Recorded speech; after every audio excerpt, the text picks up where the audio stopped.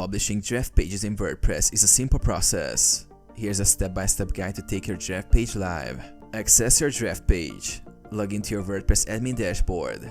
Go to Pages, all pages in the left sidebar. Look for the page you want to publish. Draft pages will be marked as draft in the status column. Edit the draft. Hover over the draft page title and click on Edit to open the page editor.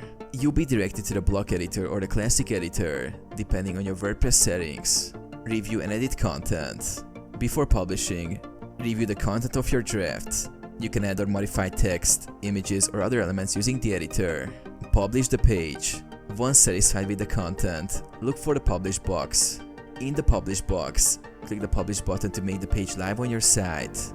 You will have the option to set a publish date, or you can just hit Publish Now for immediate publishing. View the page. After publishing, you can visit the page to ensure everything looks as intended by clicking the View Page link.